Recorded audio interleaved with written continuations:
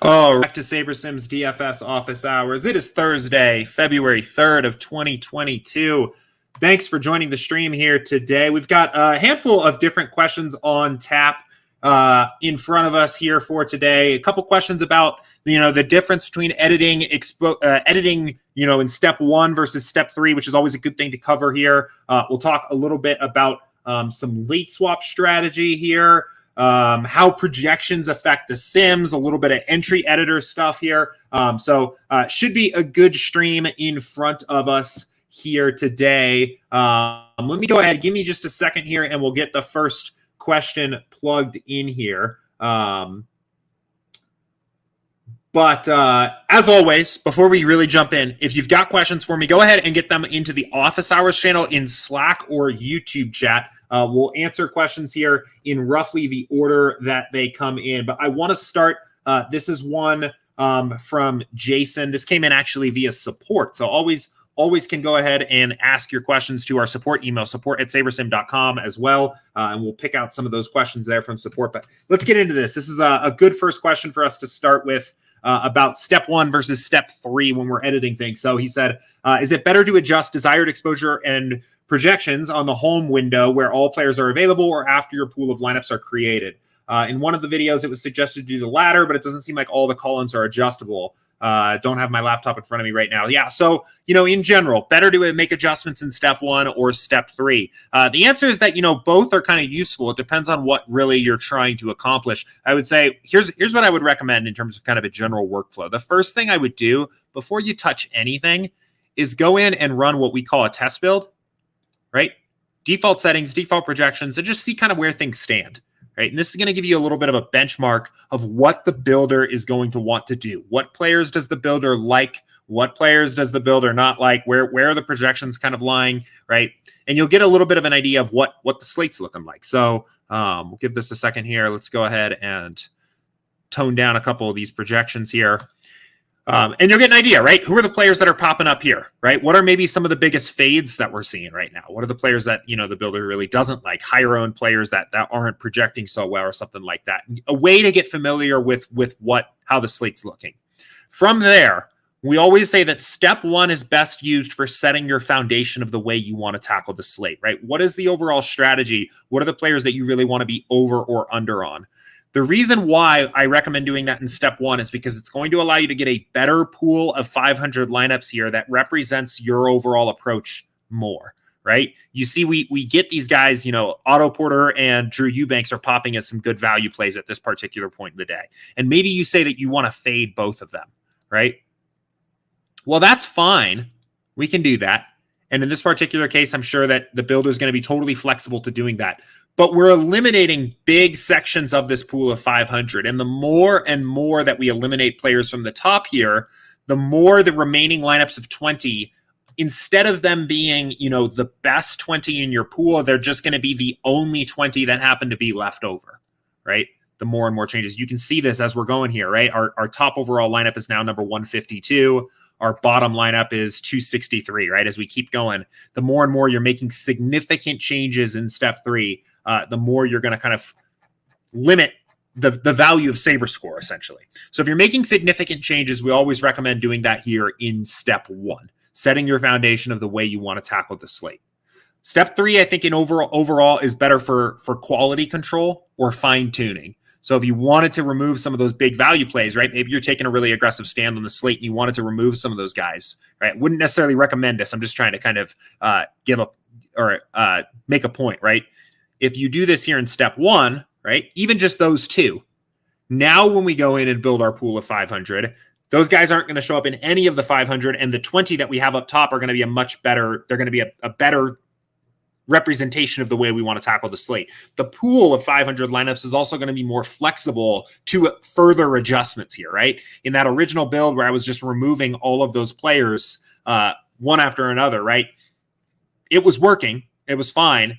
But we're making that pool smaller and smaller and smaller and less flexible, right? So now, we've got a pool of 500 where none of those two guys that we wanted to remove aren't showing up at all. So overall, bigger, more foundational strategy type adjustments I would recommend doing in step one. Smaller kind of fine-tuning changes more in step 3 is the way that I recommend going about that. So, but Jason, will get you a recording to this particular answer here sent to you. And if you have any follow-up questions for me, just let me know. Happy to dive back in here. And let's keep it going here. Answer some more questions here. DFS Toolkit asked a question about changing exposures when late swapping. I actually covered this one yesterday here. And you know what? What I'll do is I'll get you a link. I'm not sure if you're watching this one, but if you are, I'll get you a link to that particular recording, the timestamp section of the recording. The short answer is yes, but you have to do it before you late swap as opposed to after you late swap or after the build, like on a traditional build. So, but let's see. CJ had a note here. Let's pull this one up and read this. I think this is a follow-up to something we talked about yesterday here. But he said, for that Warriors game the other night, I was thinking I didn't want more than 3 of them in a lineup, mainly because I figured at least one of them was going to somehow disappoint. I would think the way you'd want to approach that in a multi-entry build is to limit exposure and vary which Warriors are in each lineup. Even in cash, if you know everyone's going there and you suspect one of those Golden State players isn't going to go 7 or 8x, then it makes more sense to chase more raw points elsewhere instead. I would say, if you know that you want to limit the exposure to a team, right? You've already decided you don't want more than 3 players from showing up from one particular team in your builds. I think a really easy way to do that would be to just set a stacking rule, right? So you can go in here and you can do this on a team by team basis, but you can also do it globally and just go in here and say no more than 3 players from the same team and go about it that way. And I think, we talked about this a lot. I think it was yesterday's stream. I think that's fine. Maybe tonight that team is the Spurs. At least it looks like it's kind of heading that way. We'll see how the value breaks down throughout the slate, especially if some of these other guys for the Spurs end up being out. It looks like they could be that team. I still kind of roll with the idea that on these teams where there are situations where there are really spectacular value plays across the entire team, I think 4 guys can get there, in that Golden State slate like we had a couple days ago. Yeah, Gary Payton ran into foul trouble, but it was very easy to build a very high scoring lineup with 4 players from Golden State in there. The builder will pick up on that. It will only use players from multiple teams like that when it makes sense for the slate. But if you want to set that and you want to limit that, I think the easiest way to do it is with a stacking rule. I would caution against setting any kind of rule like this in cash games personally. Again, we want to just pack as many projected points as possible into the lineup. So if the optimal in cash, and it's actually funny, there's a similar question about this that we'll get to in a minute. But if the optimal lineup in cash is 5 Golden State Warriors, because that's where the value is, then I think it makes sense to play those guys rather than sacrificing projected points to remove some negative correlation, right? In cash, we're not super concerned with correlation. We just want as many projected average points as possible. So I would be very careful setting a rule like that in cash games, because I think that's actually going to potentially lower your average projection on the right slate if it happens on the right slate. Secondarily to that, and we'll get into this in one of the next questions here. I think there is actually a little bit of kind of a cash game strategy when you have these situations where one team has basically all of the significant value on the slate. It doesn't look like we really have that yet tonight, but I do think it could become the Spurs depending on how the ownership or depending on how the injury reports come out. I actually think a lot of times it makes some sense to play all of the players from that game to basically just capture all of the equity of the inefficient pricing of those players, right? So, if we go back, I think was the Warriors slate on the first? I think it was, right?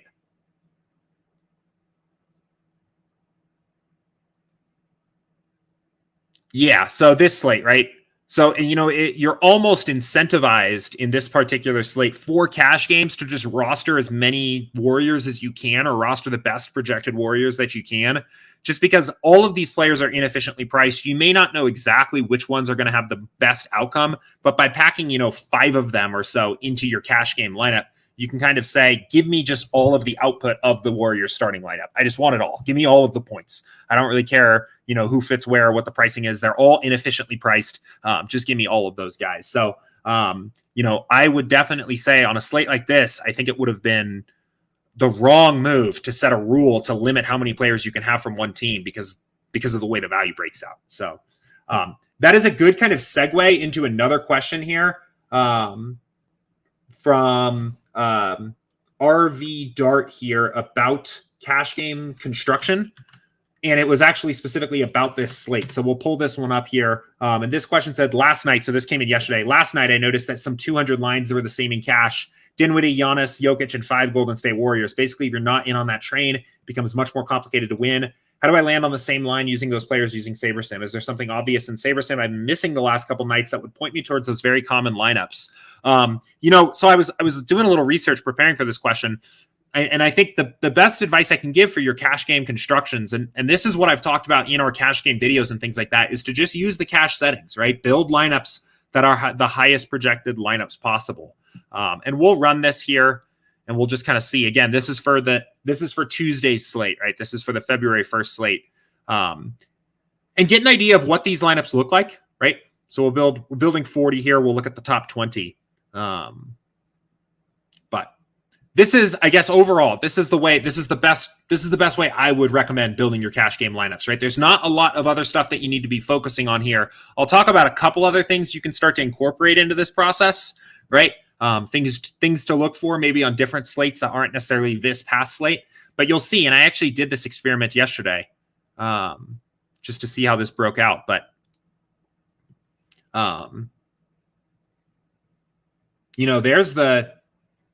there's the lineup, right?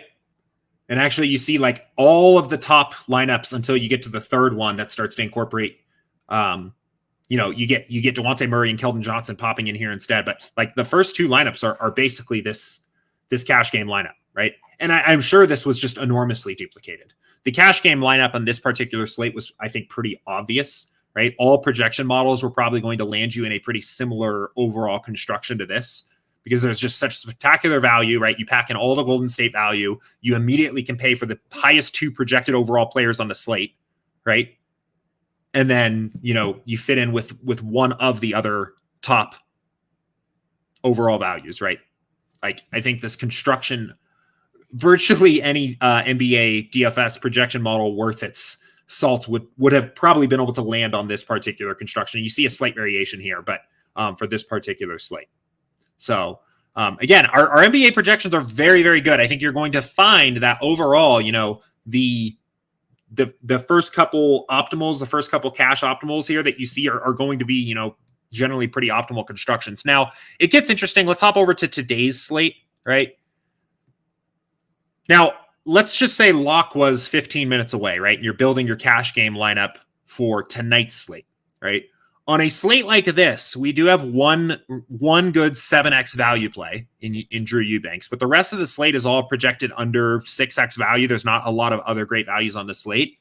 The edge in cash is going to be smaller on this particular slate. It's going to be harder to find it, right? There's not as many easy home run plays, right? A projection bump of somebody like Hartenstein just up a point, right, would have like a huge impact on the cash game constructions for this particular slate. So the difference in projection models, right? You're going to end up with pretty diverse, probably different cash game constructions on a slate like tonight. And there's frankly going to be a lot more kind of luck and raw variance on what cash game lineups are successful. But my initial approach to building lineups, if I was playing cash on this particular slate, would still be the same. And we don't need 20 lineups, or we don't need 40 lineups. Let's just build 20, right? I would start here and see just what are the best projected lineups, right? But let's let this build, and I'll talk about a couple other strategies that I think you can use to add on a little bit extra firepower here in building your cash game constructions. And first of all, one thing I'll say while this is building is all of this kind of cash game construction kind of thing here. This isn't the first time I'm mentioning any of this. I am basically summarizing my NBA cash game video, which is on our YouTube channel, How to Beat NBA Cash Games. This is an hour and 20 minutes of me talking NBA cash game strategy. If you're interested in NBA cash, I highly recommend going and watching this. You'll see a big portion of what I cover in this video that I'm not really talking about right now is contest selection, which is by far the single most important thing if you're playing NBA cash games. Above and beyond all lineup construction things, all of this stuff, the most important thing about cash games for all sports is contest selection. So I'd go watch that. But we've got our build up here, right? So again, there aren't as many well projected plays, right? We're getting, some of these, more like kind of 5x instead of 8x, 9x, 10x. We're going to see a lot more diversity in the viable cash game pool. You see, we are getting the 3 Spurs build here. I'm sure there's a couple lineups in here that maybe have more than that, right? That's where kind of the value centered around. But, a couple things that I think can be useful here, especially on a slate where there is less value overall, is to keep an eye on what your total ownership sum looks like, and especially keep an eye on if there's any very or generally lower projected owned plays popping in your cash game lineups, right? So if you're getting, the 6% owned BAM showing up in your cash game lineup, what that probably means is that you are what that probably means is that SaberSim is probably a little bit higher on BAM than the rest of the industry. So he's popping up as a cash game play for us. And maybe, again, on like what I just mentioned before, in a slate like this, the cash game optimals are going to be extremely sensitive to projections, right? If we drop BAM by basically just a point, well, it's actually dropping by like a full point. You can see all of a sudden he falls out of the top optimal, right? He falls out of the second optimal, right? It's very, very sensitive because there's not a lot of value on the slate like tonight, right? So I think this can kind of be a way, looking at some players that are maybe showing up in your top lineups that are projecting, that are a little bit lower ownership on a slate like tonight, and slightly knocking their projection down a little bit will kind of, I think, help filter the maybe what is going to be the more popular optimal to the top. And this, to me, I think Gary Trent is likely to come in a lot higher than 9%. I think this is a little bit low. This, to me, if the slate locked right now, looks a little bit more like what I might expect the cash game optimal might look like, or this one, right? This is another one. But I think Bam seems to me like a player that maybe SaberSim is just a little bit higher on than the rest of the industry. Or this one here too, right? So basically what I'm saying in a nutshell here is the most important thing in cash games is going to be playing the highest projected lineup you can under the salary cap, right? That is essentially the spirit of the game. On slates where there's a lot of value, I think that is very easy to do. That just happens automatically. On slates like tonight, where at the moment is not a lot of value, I think it can help to kind of comb through this a little bit here, because it's not as easy to just find the highest overall projected lineup. It's not as easy to find, the original question was basically like, how do I find the sharp NBA cash player optimal, right? And again, on slates where there's a ton of value, it's going to be very easy to find that, right? On slates where there's less value, this is what extremely sharp NBA cash game players are doing, right? Is they're trying to limit the downside as much as possible, right? Like, let's say you're right. Let's say the SaberSim model is right on BAM, right? And his median projection is actually 42, or his mean projection is 42.14, and he actually is cash game viable, right? Well, if you play this lineup in cash and you have 6% in GPPs, probably means 1% own BAM in cash, right? If you have him and he scores his mean projection and you win your cash games, and maybe you're top one because you had 1% own BAM in there, you don't benefit financially for that, right? You're not paid extra for that upside. So why take on the additional risk of playing the low owned play? So that's why I kind of was mentioning, you bring his projection down, allow him to fall out of the top overall lineup, right? And then maybe kind of look at this one, right? So I think that is one way on slates, on cash game slates where there's less value and frankly less of an edge in just using the top overall projected plays on one particular model. I think this can be a way of squeezing out a little bit extra juice there. So,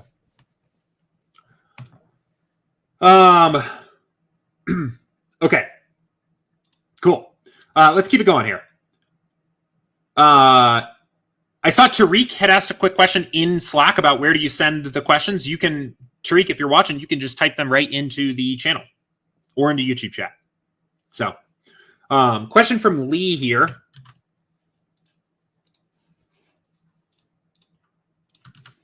And he said, curious how my projections play into lineup building if I upload my own or say another site's projection. So the way projection updates work, and this is true if you make custom adjustments in the app, This is true if you upload your own custom projections that you've come up with yourself, or this is true if you're uploading a different projection models sources, right? So let's just say hypothetically that, let's say Curry gets bumped to 51.42 here, right, in the custom projection. What we do is we take every single simulation we have for the Warriors tonight, and whatever the difference is between the custom projection and the original SaberSim projection at the average, we bump the results of Curry in every single individual game simulation. So in this case, Curry's average output is 2 points higher, right? 51-42, 49-42. So every single game simulation for Curry, we're going to bump his output that he scored by 2 points. So when he scores 70, now he scores 72. When he scores 20, now he scores 22, right? So when we go in and leverage these simulations, you still get to leverage the simulations when you're building your lineups. That's an important point. But when we go in and pull these simulations in to build each lineup, we are using the now adjusted simulation output based on your custom projections. And if you've done this for just a couple players, then we just do it for a couple players. If you've done it for every player on the slate, we do it for every player on the slate. But the most important thing to note here, and I think the most common way this question gets asked, is you still get to take advantage of all of the simulation data, even if you've adjusted projections. So,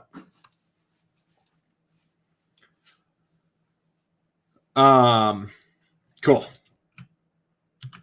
Question from Gus about the entry editor. And he said, hi, can you please go over rank and unique fill and when one should be used over the other? Thanks. Yeah, so let's go ahead. I don't have entries entered for tonight's slate, but I should have my entry.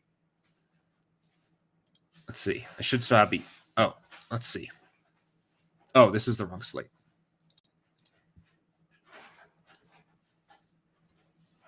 Should still have an entries file in here from yesterday. Yep. Okay, perfect. So the difference between rank and fill. So the way rank fill works is it is going to take your set of lineups here, and it is going to put the top overall lineup sorted by Saber score, projected score, whatever you set in the build, and put it into every single contest, right? Every contest. So you can see here of this contest mixed, every contest in this list would get the first lineup in it. Then it's going to take the second sorted lineup and it's going to put that lineup into every contest that still has room. So the daily dollar at this point is filled, but that second lineup's going to go into the quarter jukebox. It's going to fill these little 25-cent. It's going to fill this winner take all, right? These ones are filled, right? It's going to be the second lineup into the dime time, second lineup into the and one. Then it's going to do the third lineup, right? But at this point, all of them are filled except for the 20 maxes. So then basically the 20 maxes are going to get the remaining 20, and they're all going to have the same 20 in it, right? Unique is going to attempt to put a unique lineup into every single entry, at least until it has to duplicate. So if we did a 70 lineup build, right? If we went in here and built 70 lineups and filled it uniquely, right? It's going to put a totally unique lineup into every single contest.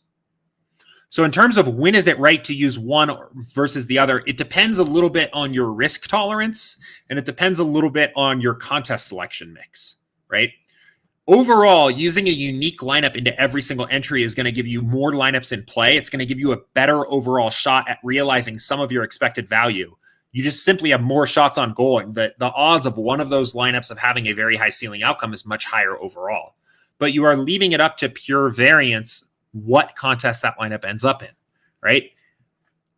Overall, sorting or filling by rank is going to maximize your ROI, but it's also overall a much more risky strategy. So when I played this particular contest selection mix last night, I used the rank fill because I didn't want to leave it up to pure chance if my best scoring lineup was in some random 25-cent contest as opposed to being in the and one, right? I was willingly accepting the fact that I was only going to play 20 unique lineups instead of 70 because I didn't want to leave it up to pure variance where the best scoring overall lineup ended up, right? So I would say in general, if you were playing a set of contests that is generally pretty similar to one another, and the prize pools and the payout structures are generally about the same, I think you are better off using a unique fill method so that you give yourself the greatest percent chance at realizing some of your expected value, right? But if you're playing contests that vary significantly in stakes or payout structure or prize pools, you may be better off using rank, because otherwise you're going to leave it to pure chance where that lineup, that top scoring lineup ends up, right? So, I mean, if a good example, the way I always like to do this is if we pull up DraftKings for tonight here and just kind of look at the single entries, right? Let's see.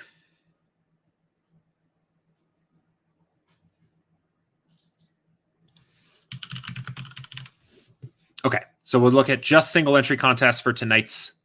What is this? What are you doing, DraftKings? Okay, there you go, right? So let's sort by prize pool, right? Let's just say hypothetically that you're playing like every single entry on the slate for tonight, right? Well, for most of these, about, 10, somewhere between 6, 8, 10K, 12K prize pool, right? While there's a difference between winning $1,000 in the pick and roll and winning 900 or 700 in the fast break, right? It's probably, if you were playing like every single entry, I would probably say you might as well just play uniquely, fill these uniquely so that you get the opportunity to play 10 or 12 different unique lineups, as opposed to playing one single lineup in all of these and trying to win everything that night. But let's say you're playing multi-entry, right? And you're entered in the mini-max, the and one, the quarter jukebox, and the fadeaway, right? At that point, I'm not sure that I would be willing to leave it up to total chance if that best scoring lineup was in the mini-max to win $1,500 or in the fadeaway to win $100K, right? Or, whoops, that's a 4-point play. Or in the fadeaway to win $100K, right? At that point, you've got 150 lineups in play overall. I don't think it makes sense to play 300 lineups, fill them uniquely to get more lineups in play and expose yourself to the kind of risk where you could potentially, have your highest overall scoring lineup of the entire season just get put into the mini-max. So hopefully that kind of makes sense. All right, let's see. Question from Jack here in Slack. Let's get into this. He said, "Hi, Jordan. Once you have your player pool or group picked out for the slate, is it okay to alter either the exposures or point projections for each player in that pool? Or is it okay to have a mix and match? Like just alter the players that you think are the top plays and let SaberSim do the rest? I'm just having a hard time deciding on if I should alter every player in the pool or let SaberSim help with." Yeah. Okay. Good question. You absolutely, you do not need to feel like you need to be making adjustments to every player in the pool ever. Right. I think that's part of the big purpose of the test build originally, is to get an idea of how does the slate look, right? And this can kind of help ground you and figure out, where to target your research, right? Where's the time best invested? And the way I like to typically do this is, let's reset exposure so we can get back, right? Is if I'm going to spend a little bit of time researching and figuring out exactly how I want to target the slate, I will run a test build and I'll look, who are the highest overall exposed plays, right? Who are the players I'm getting the most of, right? Who are the highest overall owned plays on the slate, right? Where do we expect the chalk to be? And then finally, I think the last one that can be kind of interesting is to just look overall, what are the best projected plays, period? What are the highest overall projected plays, right? And that can kind of give you an idea of where to target your research. And I actually would highly recommend that instead of trying to adjust every single player on the slate, pick a set of 2 to 6 players. I think is very reasonable that you're going to leave some impact. Maybe it's a chalky player that you want to be a little bit under the field on because you think there's some risk there. Maybe it's a lower owned play that you want to be a little over the field on. Maybe it's a player that maybe someone like Drew Eubanks that you understand this projection makes sense, right? San Antonio has like pretty much no big men left to play. But maybe you want to, temper exposure or something like that too, right? And picking like a set of 2 to 6, I just feel like is a really good number of players that you're going to leave some impact on. I think is a really good approach, as opposed to trying to adjust every single player in the slate or even every single player in your particular pool. That's just a lot of work. And when news breaks and news is changing in NBA as often as it does, then, as soon as news breaks, you have to adjust. So that's kind of a pain too, and then there was a follow-up question from Jack here. Can you run a test build before each late swap? So this is an interesting idea. I actually, once the slate locks, I would I would probably shy away from the test build kind of idea, right? Because the problem with the test build is like, let's say after lock we get news that let's say, just to make something up, that the Lakers are going to rest AD tonight, right? So all of a sudden there's a bunch of value that's opened up on the Lakers.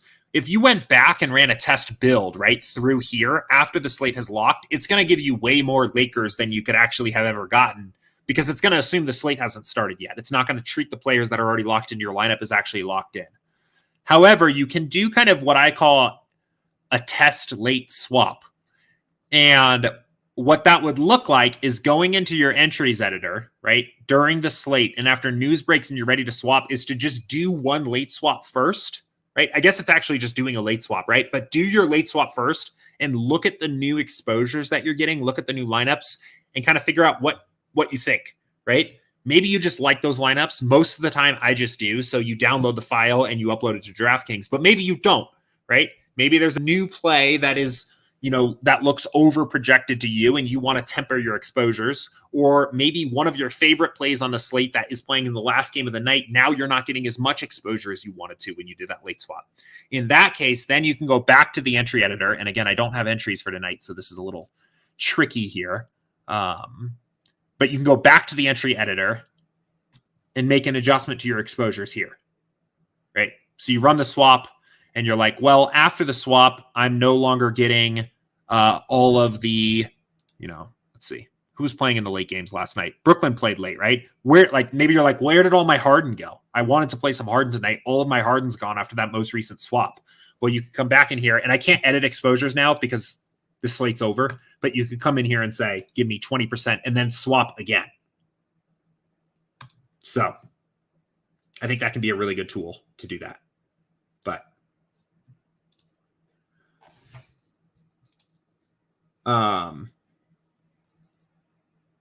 Phantom said, let's see, had asked a question about one of the Run Pure Cores things. He said, saw the tutorial with being able to create rules to add Run Pure Cores. Is there an update coming? We'll be able to do something similar. There is. It is our goal. If you've seen any of the Run Pure content, there's an ability to kind of add a rule that says, give me a couple different players from Run Pure coordinators pool. That the ability to kind of set your own cores is coming. It's actually coming very soon, and it's going to look a little bit different. You'll basically just have, this is actually coming very soon. You'll just have the ability to set your own groups, period, and say, like, this is a group, like, this is my core. This is my core 4, and I want 2 or 3 of these guys in every lineup. That is coming very soon. We're actually expecting that to be our next big feature release. So hopefully pretty quickly here. So pretty excited about that, but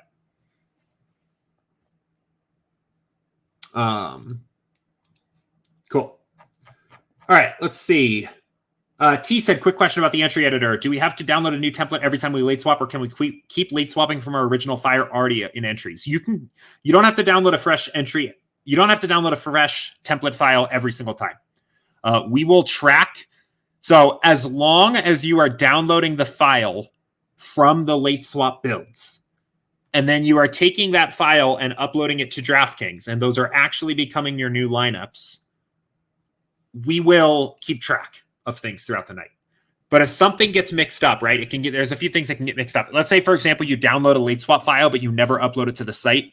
Well, we're going to think you did, and we might get out of whack there. Or vice versa, if you late swap differently or did some manual swaps, right? There's a lot of different ways that things can get out of sync. So if you ever end up with a situation where you're uploading a new file to DraftKings or to FanDuel and you're getting an error, that's when you should just start with a fresh downloaded template. But you don't have to do a fresh template every single time. So, and then another question, are entries automatically updated after running a late swap, or do we have to use fill to make the changes? Thanks. You don't have to use fill as long as you download the lineups from the late swap build, right? So since you late swap from the entry editor and you've already uploaded your entries file, we know what lineups are in what contests. So when you download this button, download new entries, this downloads an entries file that is ready to be uploaded into the site.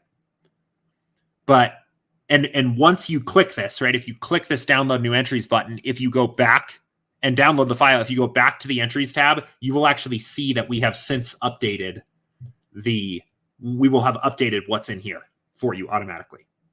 But if you don't click download in that build, we won't know that you're actually using those lineups. So 12 packs at those contest types mouse over is really annoying. Yeah, I didn't even know what was happening there for a second. Kind of froze up, but I didn't even know that was there. So Ryan said, going back to playing just the biggest showdown along with the main slate, it's just too much playing the main night and showdown for me. I enjoy showdown format more than just 2-gamer. Yeah, that's fair. I get that. I have been doing the like NBA DFS Iron Man thing lately and playing everything, which is fun. It keeps things fresh, keeps things exciting. But I've been playing the main and the turbos and every showdown and the night slate, which is fun because then you have a lot of diversity. You have a lot of different lineups. And like last night, I had 100% or like 91% Isaiah Jackson in the main slate. And he goes down and it's like, well, see what happens in my other 7 slates that I'm playing, which is nice, especially because that was like literally the first game on the slate. So he wasn't even on any of the turbos, I don't think. But it is a lot of work. So you're like sitting in front of the computer for doing your swaps. And then last night was weird too, where there was a 8 p.m. Eastern turbo basically, but that slate had 2 different start times on it. It was a 2-game slate where both games started at different times. The night slate had 2 different start times in it. So there were situations where I was late swapping a turbo and the main slate and setting showdown lineups. It always feels weird when you play a turbo or a night slate and then still have to late swap to me, because it's like I don't know if we have that tonight. No, we don't have that tonight. But sometimes you end up with those slates where the game's times are just so staggered that even the turbos or night slates you have to late swap. But doesn't look like we have that tonight. So anyway, that's all the questions I had. It's only about 37 minutes, 40 minutes here so far on today's stream. So if you have other questions for me, go ahead and pop them into chat now. We definitely have some time to answer some questions here. I'll give it a couple minutes, and otherwise we'll go ahead and get out of here for today. But that is all I have here. I will say, I guess, on that note, pretty excited about the groups thing. We're expecting that to be coming soon. I guess, yeah, good opportunity to talk about a couple things to be excited for here on the SaberSim side. So mention the groups thing, right? We are expecting to release that soon. Should be the part of our next kind of main feature release here.